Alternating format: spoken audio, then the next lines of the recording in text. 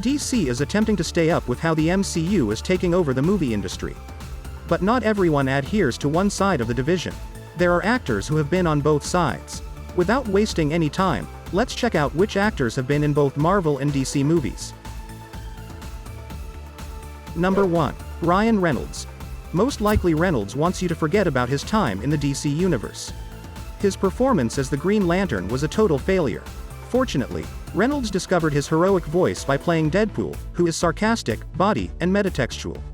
Reynolds and colleagues reworked the character into the fourth wall-breaking filth flinger he is known as today after a shaky debut as the role in a Wolverine movie.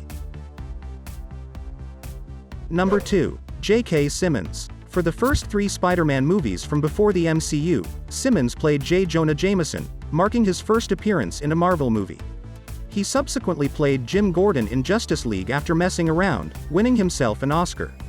He has returned to the Spidey universe. Alongside the new Spider-Man Tom Holland, Simmons played Jameson in the new series. Number 3. Idris Elba. In order to create the Suicide Squad, James Gunn traveled from the Marvel universe, bringing a few Marvel employees with him. One of those actors is Elba.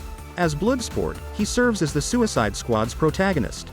Prior to that, he had a few cameos in Avengers flicks and appeared as Heimdall in 3 Thor movies.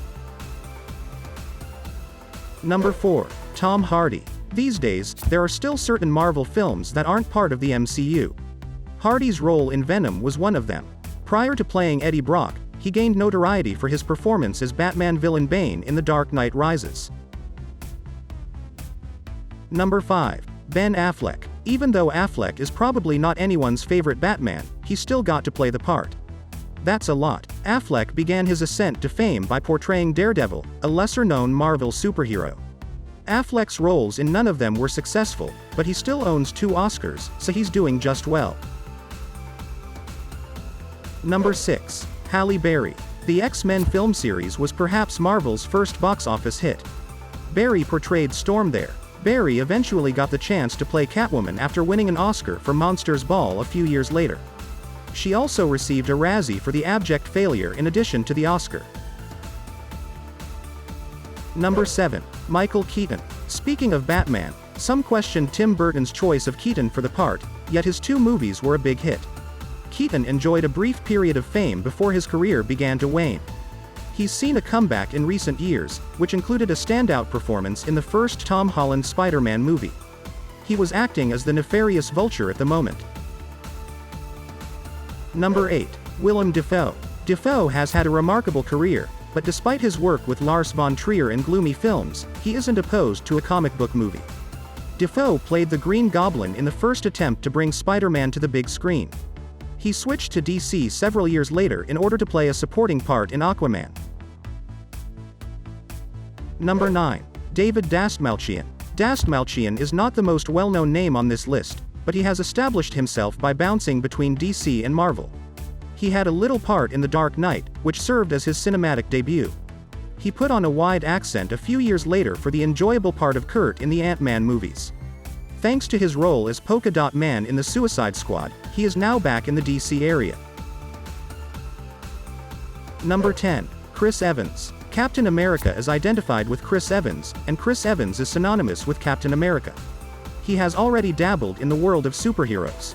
Remember the first 2 Fantastic Four movies? Evans made a very un-Captain America-like performance as the Human Torch there.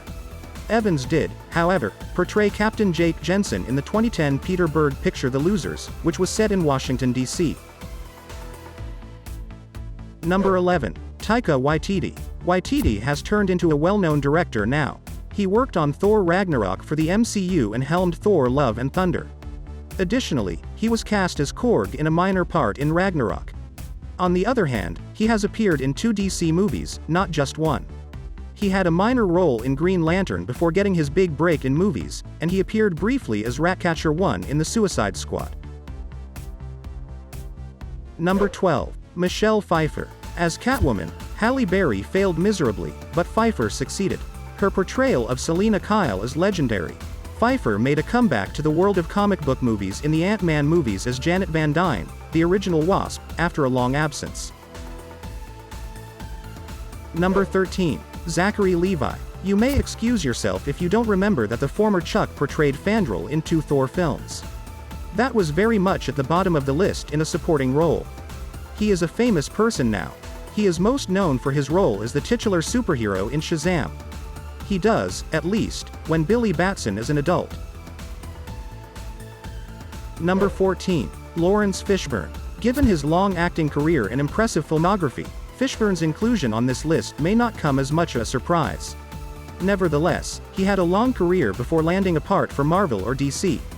First to call was DC, who cast him in Man of Steel as Perry White of the Daily Planet. Fishburne switched to Marvel to play Bill Foster in Ant-Man and the Wasp after acting in 2 DC films. Number 15. Ben Mendelsohn. To find out that Mendelsohn is in the movie, you would need to look at the Captain Marvel credits. He is dressed as Talos, a Skrull, and wearing some serious makeup.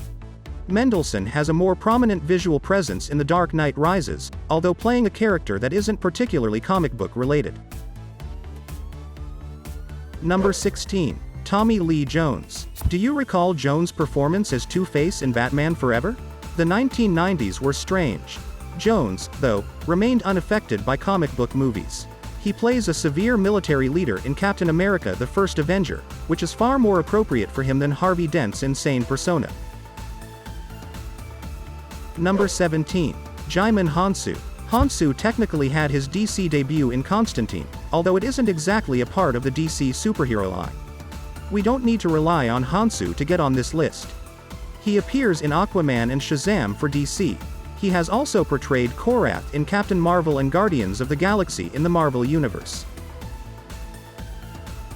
Number 18. Angela Bassett. In both Suicide Squad movies she has played Amanda Waller, and she does a wonderful job because, well, she's Viola Davis. However, the actress who won the Oscar wasn't the first to portray Waller on screen. That part is played by Bassett in Green Lantern. She later portrayed Ramonda in Black Panther, a part she later returned to for the 2022 follow-up. There are some more actors that could be added to the list as well. One is Randall Park. He played supporting parts in Aquaman and Ant-Man in 2018 without using any superpowers. While another is Terrence Stamp. You probably don't need us to tell you that General Zod is played by Stamp in Superman 2. It's a renowned performance by a villain. However, you might need to be informed that he portrayed Stick in Elektra. If it wasn't a surprise to you, then you probably watched Elektra, which is unfortunate. Hope you liked the video.